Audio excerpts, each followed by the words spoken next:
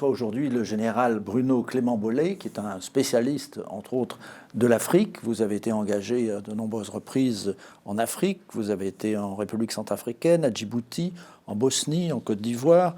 Vous avez été également adjoint du chef d'état-major particulier du président de la République. Et vous avez commandé les troupes françaises en Côte d'Ivoire et la force interarmée de la fameuse opération Licorne. Alors, du temps a passé, mais vous avez toujours cet intérêt pour l'Afrique. On en parle un peu moins aujourd'hui à cause évidemment de la guerre en Ukraine qui mobilise davantage les médias, mais les périls qui menacent certains pays d'Afrique ou même de nombreux pays d'Afrique sont toujours présents. Et est-ce qu'on peut dire que, par exemple, la situation au Mali est de pire en pire ?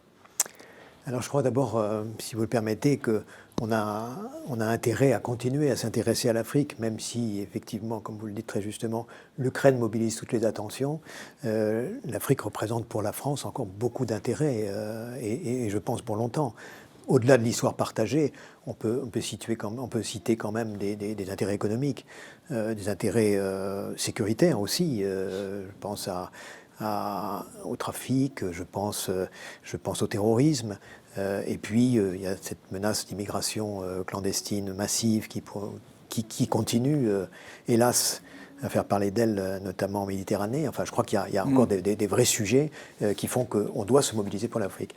Et parallèlement, on peut noter qu'il semblerait, au moins ces derniers mois, c'est le message qu'on semble nous passer, que l'Afrique ne veuille plus de la France, au moins au Mali, comme vous l'avez cité, mais on peut aussi parler de Centrafrique, et puis on parle aujourd'hui du Burkina Faso, avec l'opération, enfin les militaires de l'opération Sabre, qui ne seraient plus souhaités dont la présence ne serait plus souhaitée par les autorités du Burkina Faso. Je crois que il faut réfléchir à tout ça, on ne peut pas se désintéresser de ça. Il me semble que les liens qu'entretient la France avec ce continent sont tels qu'on ne peut pas laisser passer ça comme ça. Et quand on analyse, en fait, on s'aperçoit que, très modestement de ce que je perçois, on est en train de passer, on vit actuellement un moment historique. Un moment historique, je pèse mes mots. Un moment historique, c'est-à-dire qu'on est en train de fermer une grande période de l'histoire de l'Afrique, que j'appellerais, pardon de ces termes un peu abrupts, l'Afrique dominée. Et que nous sommes en train de vivre aujourd'hui une nouvelle période, qui à mon sens est irréversible, et qui est l'Afrique souveraine. Aujourd'hui, le continent africain, les acteurs africains, les autorités africaines nous font passer un grand message qui est l'Afrique aux Africains. Nous voulons être maître de notre destin. C'est très clairement et exactement comme ça que le dit par exemple le capitaine Traoré, qui est le chef d'État du Burkina Faso aujourd'hui, qui est le patron de la transition, et qui dit très clairement, nous, on veut être souverain. On veut être souverain, ça va prendre du temps, c'est pas facile, voilà. Et il me semble que notre pays a du mal à comprendre ça, alors qu'on a tout intérêt, au contraire, à intégrer ce message, si on a encore quelques ambitions sur ce continent, à intégrer ce message pour une approche qui soit peut-être un peu différente de celle qu'on a pratiquée jusqu'à maintenant. D'autant que la donne nouvelle est qu'aujourd'hui, il y a une concurrence folle et que nous ne sommes plus le partenaire incontournable et qu'il y a des partenaires alternatifs partout. Et je crois que les choix, parfois même des choix extrêmes, qui sont faits par certains pays, je pense au choix de Wagner, je pense que c'est une façon de montrer aux partenaires traditionnels qu'ils ne sont pas incontournables et qu'en tout cas, l'Afrique est souveraine, qu'elle veut choisir ses partenaires, mais elle veut aussi choisir son mode de gouvernance. Il y a des modes de gouvernance qui ne nous plaisent pas, qui ne correspondent pas à nos valeurs, mais qui sont une réalité actuellement sur le continent africain. Mais ces pays ont-ils les moyens de leur politique ou de leurs idées ? C'est là où vous avez tout à fait raison. Et on tombe tout de suite sur la question des moyens. Mais je crois que derrière bien sûr que l'Afrique n'évoluera pas, l'Afrique souveraine n'évoluera pas toute seule. On est dans un monde interdépendant où tout le monde tient tout le monde, et peut-être que le monde tient plus l'Afrique que l'Afrique ne tient le monde. Et je crois que c'est là qu'il faut absolument réfléchir. Et que, pour moi, ça impose 4 exigences pour nous. Lesquelles ? La première, c'est d'abord l'humilité.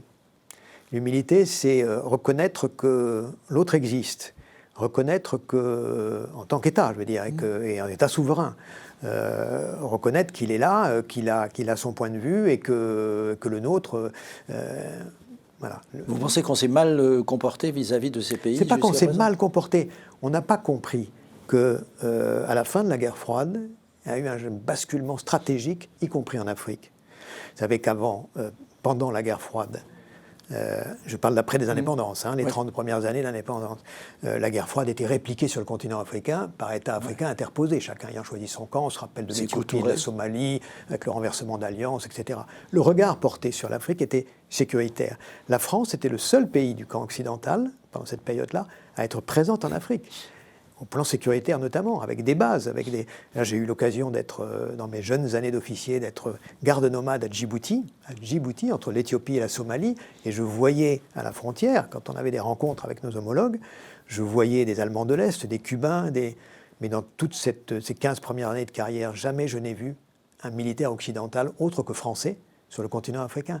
Et donc, en 90, quand tout ça a basculé et que le regard finalement porté sur l'Afrique n'était plus sécuritaire mais économique. On n'a pas compris que notre allié sécuritaire d'hier pouvait devenir notre concurrent économique du moment. Et on n'a pas vu toute cette évolution et on n'a pas vu l'Afrique se mondialiser. Et on est resté sur une espèce de fait acquis sans prise de conscience de l'évolution des choses. Et aujourd'hui, c'est ça qu'on est en train de découvrir.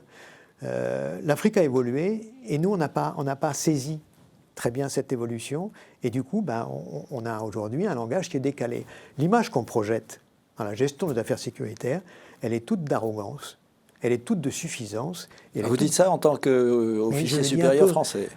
Je le dis un peu. Vous savez, qui sommes-nous, nous, pour créer un fonds pour la démocratie en Afrique? Nous, Français. Non mais, vous voyez ce que je veux dire? Bien sûr que on pense bien faire, mais c'est décalé par rapport à la réalité africaine. Et moi, je vous assure que j'agis beaucoup en Afrique encore aujourd'hui. Quand je rencontre des Africains qui me disent mais qu'est-ce que c'est que ce fonds? Mais qui êtes-vous pour Voilà, c'est ça, ce décalage que je regrette, dont on ne prend pas conscience. Qui est exploité par la propagande russe. Et bien sûr, et qui est en plus exploité par les concurrents et les partenaires alternatifs que vous imaginez. Alors, j'exagère un petit peu peut-être le trait dans les termes que j'emploie, mais je le fais à dessein pour marquer, si vous voulez, le point de vue. Alors, comment la présence française en Afrique peut-elle évoluer et quels sont les pays avec lesquels nous devrions maintenir à tout prix une coopération militaire? Alors d'abord, je crois que la présence, oui, vous faites bien de parler du terme militaire. Si vous me demandez la présence militaire française en Afrique, effectivement, je vais vous répondre, mais je voulais vous dire qu'elle est multidomaine. Sur le plan sécuritaire, voyez-vous, nous entretenons aujourd'hui encore des bases permanentes. J'ai commandé un régiment à Djibouti, vous voyez, donc je connais bien ce système. Il a vécu, je pense qu'il a vécu sous cette forme-là. Aujourd'hui, quand dans une emprise, vous avez le drapeau français qui est levé et que vous voyez la jeunesse africaine qui passe à côté, il faut voir les regards qui sont portés. Regardez ce que ça nous a valu au Mali, regardez ce que ça nous a valu en Centrafrique ou au Burkina Faso. Sur le plan stratégique, sur le plan militaire, c'est un atout considérable d'avoir des bases permanentes. Mais sur le plan politique, aujourd'hui, c'est décalé. Et probablement qu'il faut trouver une forme de présence qui corresponde plus à l'actualité du moment et à cette Afrique souveraine dont je vous dis qu'elle martèle le message « nous sommes souverains ». Et je pense qu'il faut réfléchir à... Alors on a des bases au Sénégal, on a une base au Sénégal, on a une base en Côte d'Ivoire, on a une base au Gabon, on a une base à Djibouti. Probablement, mais je pense que c'est le cas, puisque le président Macron a annoncé qu'il se donnait 6 mois pour redéfinir une présence militaire en Afrique. Je pense qu'on va réfléchir autour de la permanence de la présence française, autour de ce terme de permanence, pour peut-être lui donner une autre image projetée qui soit moins agressive, entre guillemets, oui, compte tenu des circonstances du moment. Mais est-ce que ça veut dire, par exemple, que la France ne doit plus s'occuper de lutter contre le terrorisme en Afrique ? Pas du tout. Pas du tout, et je crois que c'est pas... Les Africains, quand ils nous disent l'Afrique est souveraine, ils ne disent pas vous n'avez plus rien à faire chez nous. C'est pas ça qu'ils nous disent. C'est aidez-nous à nos conditions. Aidez-nous à nos conditions. On ne veut pas se faire imposer les choses, on veut se faire accompagner sur nos solutions. Oui, comme un accord, quoi. C'est pas eux qui commandent aux armées françaises ce qu'elles doivent faire. Non, bien sûr, c'est pas du tout ce que je veux dire. Mais on pourrait très bien imaginer une espèce de base... par exemple, ivoiro-française, avec le drapeau ivoirien, le drapeau français, bien sûr, mais surtout le drapeau ivoirien, et montrer dans l'image projetée, afficher que nous reconnaissons bien, très clairement, cette souveraineté africaine. Je vois que notre secrétaire d'État est allée au Burkina Faso, précisément hier ou avant-hier. C'était l'essentiel de son message. Oui, vous êtes souverain, vous êtes souverain, vous êtes... Je crois que ça commence à être intégré. Je vois que les termes sont repris. Alors, en ce qui concerne la lutte contre le terrorisme, quels sont les points les plus chauds, ceux où il faut absolument que la France continue? D'abord, je crois qu'il faut bien analyser qui sont ces terroristes en Afrique. Vous savez que l'Afrique, en règle générale, donc le monde musulman est au nord de l'Afrique, Afrique du Nord et Afrique de l'Ouest, Afrique de l'Est, un peu aussi l'Afrique centrale, mais c'est un islam très particulier qui est l'islam malékite. L'islam malékite, c'est une des sunnites, bien sûr, c'est une des 4 grandes écoles du sunnisme, et c'est l'islam des marchands, c'est l'islam où on compose avec les réalités locales, qui est un peu du syncrétisme, l'islam des soufis, l'islam des tidjanes, des mourides, et qui est un islam très tolérant. Et cet islamisme fou que l'on voit aujourd'hui arriver, c'est de l'islam exporté, c'est du rite hanbalite. Le hanbalisme, c'est le sunnisme qui est pratiqué sur la péninsule arabique, qui est extrême et qui est apporté, qui ne correspond pas aux réalités locales. Vous savez, il y a un film, il y a quelques années, qui a été tourné par un Burkinabé qui s'appelle Timbuktu, et dans lequel on montre les jeunes filles et les jeunes garçons qui ne peuvent plus jouer au football, les jeunes filles qui ne peuvent plus écouter de la musique et qui subissent cet islam et qui ne l'acceptent pas du tout. Il est imposé par la terreur. Donc, il faut savoir que cet islam est exporté, ce n'est pas de l'islam naturel. 2, il y a 2 grandes factions qui se combattent alors qu'elles ont le même objectif. C'est AQMI, d'une part, et l'État islamique, d'autre part. AQMI reconnaît les États. Les gens d'AQMI qui sont au Mali ne remettent pas en cause la nation malienne. L'État islamique remet en cause la nation malienne pour former un État qui soit un véritable État islamique. Ça veut dire quoi? Quand je dis qu'il faut bien les connaître, ça veut dire que quand le Mali ou quand le Burkina Faso dit, les autorités disent, mais probablement qu'il faut non pas composer, mais discuter, non pas avec l'État islamique qui remet en cause, mais au moins avec les autres, avec Yagag Ghali, avec Amadou Koufa et le groupe du Massina. Nous, ça nous choque profondément. On dit, mais non, pas question, c'est notre ennemi numéro 1. Mais ça, dans la réalité locale, les gens de Yagag Ghali, ce sont tous des Maliens, ou presque. Les gens d'Amadou Koufa, ce sont des Peuls, ce sont tous des gens du Mali. Et le Mali ne se recomposera pas sans ces gens-là. Donc, vous voyez, quand je dis... et l'armée française peut jouer quel rôle Mais je crois que l'armée française, elle peut jouer un rôle d'accompagnateur de l'effort africain de la lutte contre l'islamisme. Il faut se mettre, non pas dans le rôle un petit peu qu'avait Barkhane, où Barkhane faisait sa guerre. Barkhane avait 5 pays, passait d'un pays à l'autre sans trop demander... faisait sa guerre extrêmement bien sur le terrain. Moi, je rends hommage d'abord aux 59 morts qui ont laissé leur peau et ensuite à tous les soldats de l'armée française qui ont fait un travail extrêmement difficile dans des conditions épouvantables. Je connais bien ces déserts. Je vous assure que les conditions sont vraiment épouvantables. Ils ont remarquablement fait ce qu'on leur demandait de faire. Voilà, après... Et alors, quels sont les pays sur lesquels on doit se concentrer dans la lutte contre le terrorisme? D'abord, ce sont les pays qui demandent à lutter contre le terrorisme. Aujourd'hui, il y a un pays majeur qui est le Niger, avec lequel on arrive à se connecter. Mais je pense qu'on ne peut pas faire abstraction du Mali et du Burkina Faso. Aujourd'hui, ils ne nous veulent plus. Il faut réfléchir à savoir pourquoi ils ne nous veulent plus. Et c'est ce que je vous disais tout à l'heure. Humilité, générosité, donner des moyens, clairvoyance, faire confiance. Voilà. Mais, et je crois que c'est le cœur du terrorisme aujourd'hui islamique, donc on ne peut pas faire l'économie de ces moyens. Et puis après, il y a tous les pays qui bordent le golfe de Guinée, qui sont attaqués à leurs frontières, hein, avec des grosses menaces à la frontière. Là, je pense au Burkina Faso, pardon, je pense à la Côte d'Ivoire, au Bénin, au Ghana, au Togo, et qui sont demandeurs d'une coopération, d'ailleurs, que nous leur fournissons. Mais attention, ils sont aussi souverains. Et attention, parce que ça s'est fait comme ça, c'est pas parce que ça s'est fait comme ça jusqu'à présent qu'il faut continuer à être extrêmement directif. Hein. Il faut accompagner une solution africaine plutôt que d'imposer une solution venue d'ailleurs à l'Afrique. Et en ce qui concerne Abidjan, la Côte d'Ivoire, est-ce que ça reste et ça doit rester notre principal partenaire en Afrique ? Aujourd'hui, pourquoi est-ce que c'est notre partenaire principal en Afrique ? Parce qu'on s'entend très bien avec les autorités du moment. Oui, et économiquement, c'est une Mais puissance. votre question laisserait penser que la Côte d'Ivoire est plus importante que le Sénégal ou que... non, je ne crois pas. Le Sénégal est un partenaire aussi de premier plan. Bien sûr que la Côte d'Ivoire l'est. Pourquoi est-ce que on s'accroche beaucoup à la Côte d'Ivoire ? Parce que, bon, on l'a souligné, les autorités sont très demandeuses de ce lien. Ensuite, parce que la Côte d'Ivoire, c'est quand même un miracle économique dans la CEDEAO. Ça l'était avant la crise ivoirienne, ça l'est depuis la fin de la crise ivoirienne. C'est assez stupéfiant. Il y a une raison qui explique ça. La Côte d'Ivoire, c'est un pays unique en Afrique où vous avez le croisement de 4 grands groupes culturo-ethniques extrêmement importants, qui représentent à peu près toutes les populations d'Afrique de l'Ouest, et ces 4 grands groupes se retrouvent au centre de la Côte d'Ivoire. Alors quand le pays est en paix, c'est une richesse extraordinaire de mélange, regardez, tous les grands mouvements culturels africains de l'Ouest naissent dans les quartiers d'Abidjan, à Yopougon.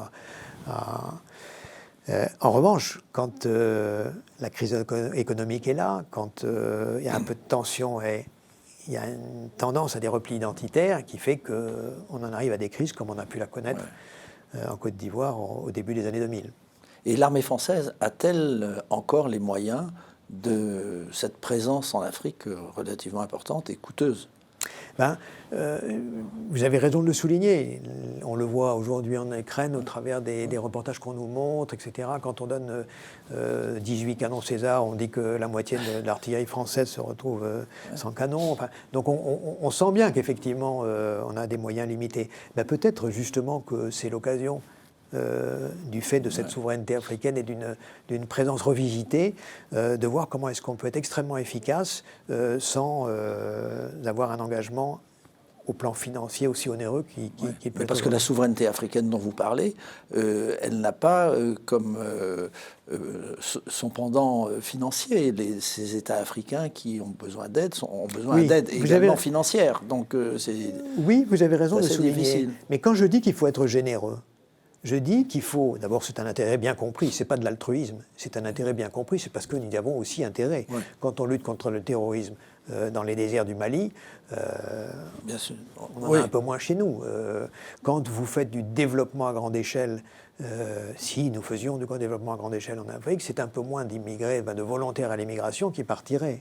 Et quand je dis qu'il faut être généreux, j'ajoute d'ailleurs qu'il faut le faire qu'il faut être patient parce que cette aide généreuse, elle doit durer longtemps. Il faut vraiment ouvrir les vannes autrement que nous le faisons. Vous savez, il y a quelque chose qui a été très mal pris par les Africains avec la guerre en Ukraine. C'est l'attention et les moyens qui ont été mis sur ce pays, sur l'Ukraine pour l'aider, alors que, par exemple, en RDC, au Congo démocratique, vous avez une guerre qui, depuis 20 ans, fait rage à l'est de et qui fait des dizaines de milliers de morts tous les mois. Et dont les Africains pensent qu'il y a 2 poids 2 mesures, probablement à juste titre. Avec un rôle étrange du président Kagame dans cette affaire. Donc, vous voyez, dans la lutte contre le terrorisme, nous avons fait de notre présence dans ce Sahel un objectif unique de cette lutte contre le terrorisme. La présence de Barkhane, d'ailleurs la mission de Barkhane, c'était ça. Sans se rendre compte que finalement, on confondait peut-être les causes et les conséquences. C'est-à-dire ? Je m'explique. Plus précisément, oui. Je m'explique. Les conséquences, pour moi, le terrorisme, les trafics, ce sont des conséquences. La cause, c'est quoi ? C'est l'absence d'État.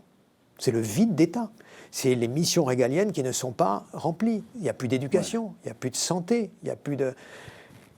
on fait le lit des islamismes quand on laisse faire ça. Alors, si les pays en question n'en ont pas les moyens, je vous assure qu'ils veulent remettre ça en place.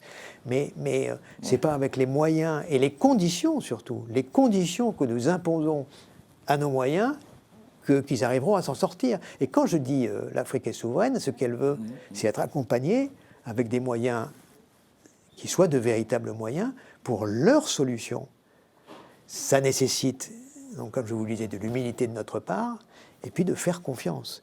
Mais la confiance n'exclut pas le contrôle. Et je vous assure, pour avoir fait partie de nombreuses missions ces dernières années, Union européenne ou autre, les Africains, ils sont demandeurs de ces contrôles. Ils sont prêts à ces contrôles. Et ils le comprennent très bien. Voilà, je crois que c'est tout un système sur lequel il faut réfléchir autour de ce mot, je vous dis, qui pour moi devrait être marqué en lettres d'or aux 2 rue de l'Élysée où se tient le bureau du conseiller Afrique de notre président, c'est souveraineté africaine. Il y a un autre mot, un autre nom que vous avez prononcé, là, dont on pourrait dire aussi quelques mots, c'est Wagner, ce fameux groupe Wagner qui s'installe, en plus groupe privé qui s'installe dans certains pays africains.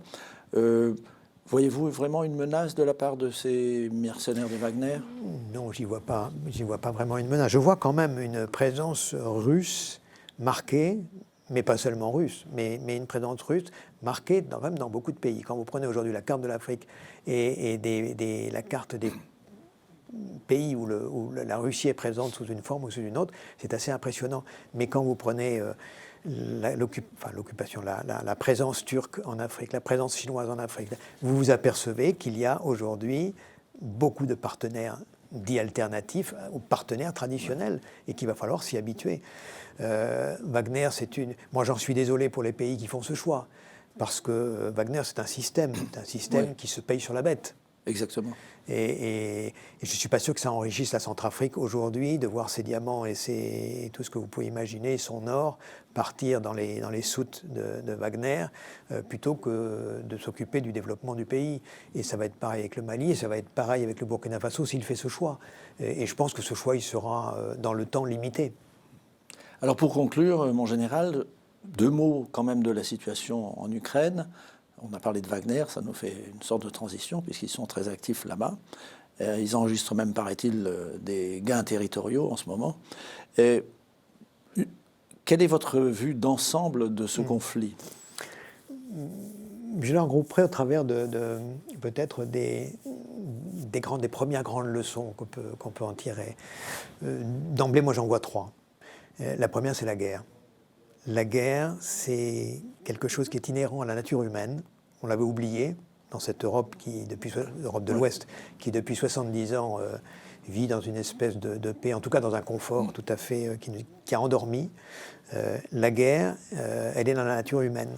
Bien sûr, toutes les grandes philosophies ont essayé de combattre ça et les grandes religions se mobilisent pour essayer de... Je crois que c'est la première chose, c'est que la guerre, elle existe et maintenant, elle n'est pas très loin de chez nous. Et c'est un grand retour, hélas. Le deuxième, c'est le concept de nation.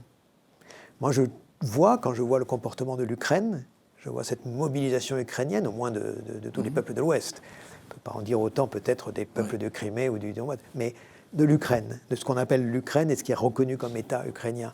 On sent que quand des populations sont en difficulté, en extrême difficulté, quand il y a envahissement, on se retrouve, c'est finalement le pion qui compte, l'échelon qui compte, c'est la nation.